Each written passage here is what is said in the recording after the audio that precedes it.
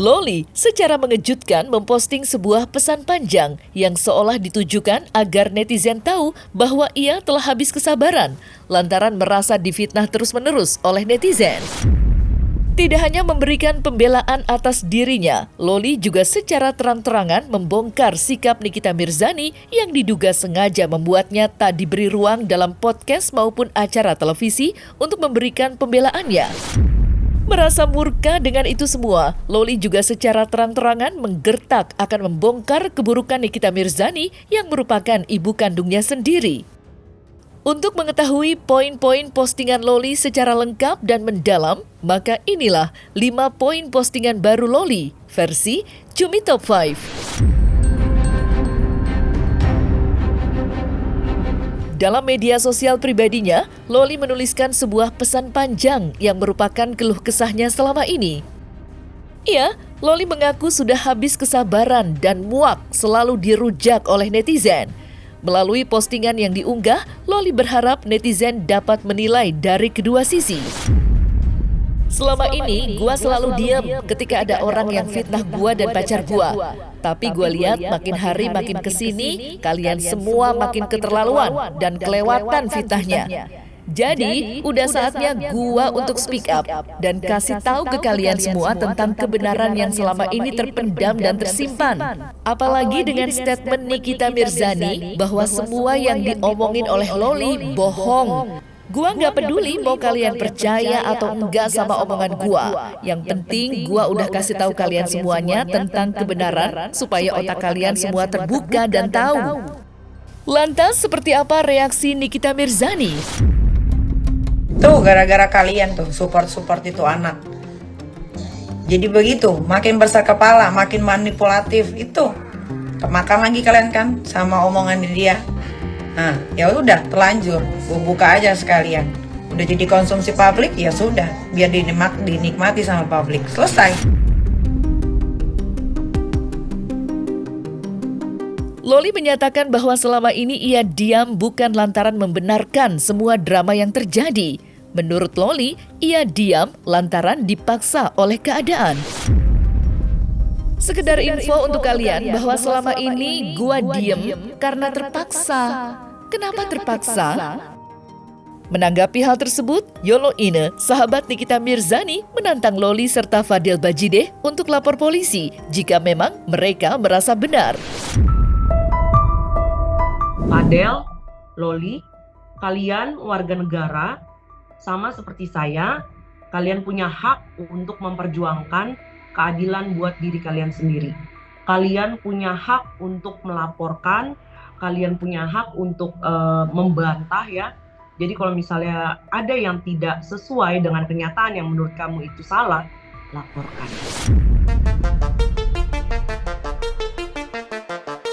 Loli menyatakan bahwa dirinya murka lantaran tak diberi ruang untuk memberikan pembelaan terhadap dirinya. Menurut pengakuan Loli, ia beberapa kali diundang podcast serta TV show, namun tidak ada satupun yang ditayangkan atau disebarluaskan ke publik. Dan Loli menduga jika itu semua adalah ulah ibunya, yaitu Nikita Mirzani. Setiap gua diundang ke podcast ataupun TV show untuk kasih tahu tentang kebenaran, tidak ada satupun video gua yang ditayangin hingga sekarang. Ulah siapa? Ulahnya Nikita Mirzani. Karena dia ancam mereka untuk tidak memposting video gua. Karena kalau mereka posting, mereka diancam akan dipenjara. Gue tahu dari siapa? Karena krunya sendiri yang bilangin dan kasih tahu ke gua. Salah satu yang pernah undang gue podcast adalah podcastnya Deddy Sumargo. Tanya aja ke dia langsung kalau kalian semua masih gak percaya sama gua. Lantas seperti apa reaksi Nikita Mirzani? Gue kan kadang-kadang suka nggak habis pikir gitu ya sama orang-orang yang punya konten YouTube besar gitu ya. Sosokan pengen menyelesaikan masalah, nggak usah repot nyelesain masalah orang deh. Nggak usah repot. Nah sekarang malu nggak Denny Sumargo? Kemarin gue kirimin klarifikasi si Kang Semir itu yang mukanya kayak kunyuk. Gue kirimin ke dia nggak bales, mungkin dia lagi malu ya.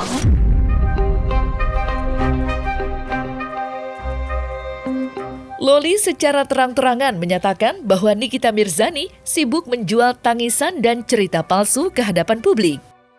Merasa tidak adil dengan hal tersebut, Loli pun menggertak akan membongkar keburukan Nikita Mirzani melalui media sosial pribadinya. Gila nggak? Ya gila banget, karena selama ini dia enak diundang ke sana, ke sini, jual tangisan dan cerita dia yang palsu ke kalian semua. Sedangkan di sini, gue juga punya hak untuk bersuara dan beritahu tentang kebenaran, tapi tidak pernah dikasih sama Nikita Mirzani. Karena yang gue tulis di atas, dan karena dia takut kebenaran akan terbongkar sama gue, dan kejelekan bahkan kebusukan dia yang kalian gak tahu. Lantas seperti apa reaksi Nikita Mirzani? Menurut gue, kalau anak sudah hancur, biarlah hancur. Ya, gak ada masalah, biar dia menikmati kehancuran hidupnya. Berarti kan dia apa? Satu, dia sudah tidak punya masa depan. Ya kan? Kedua, dia sudah tidak tahu apa yang bisa diharapkan lagi dari hidupnya. Ya kan? Ketiga, sudah pasti akan dijauhi dari keluarga. Kenapa dijauhi dari keluarga? Ya karena itu resiko yang sudah dia pilih. Ya kan? Keempat, akan susah cari pekerjaan. Nah, maksud gua, iya, itu dia. dengerin dulu. Maksud gua kalau sudah ada 4 itu, ya harusnya jangan berulah yang macam-macam. Kalau berulah yang macam-macam, orang makin ilfeel, orang makin sulit untuk percaya, makin sulit lagi untuk dapat pekerjaan. Orang yang sekolahnya sampai S2, S3 aja cari kerjaan susah. Apalagi ini anak yang sudah tidak lulus sekolah, ya kan? Mau hidup bebas, tapi jangan kebablasan. Itu namanya kebablasan. Loli menyatakan bahwa ia akan speak up atau angkat bicara melalui sosial media pribadinya jika memang tidak ada wadah yang bersedia untuk menampung pembelaannya. Nah, sekarang udah saatnya kalian semua tahu dan akan gue kasih tahu kebenaran lewat Instagram pribadi gue tanpa podcast atau TV show. Ditunggu ya. Menanggapi hal tersebut, Dr. Oki, sahabat Nikita Mirzani, bak tak habis pikir dengan sikap Loli yang terkesan menyudutkan Nikita Mirzani. Menurut Dr. Oki, Loli sebelumnya adalah anak yang baik, dan ia menduga Loli saat ini sedang terpengaruh dengan lingkungan terdekatnya. Yang saya tahu ini, walaupun kadang dia tidak mau ungkapin ini, karena kalau saya ungkapin ini dia nggak bisa marah ke saya juga gitu. Sangat sedih dan sering menangis. Ajar pada dasarnya ini anak sangat baik sekali, sangat sopan, sangat pintar. Tapi saya nggak tahu nih pengaruh lingkungan kenapa. Jadi saya tidak mau menyalahkan Loli ya. Yang saya tahu itu anak baik, anak itu pintar.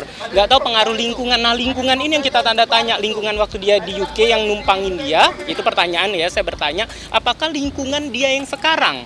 Jadi saya sampai detik sekarang saya tidak mau menyalahkan Loli kayak gitu, karena yang saya tahu sebelumnya Loli anaknya baik. Saya nggak tahu orang sekitarnya karena saya tidak kenal. Jadi saya berhak untuk menjudge orang yang lain karena saya nggak kenal.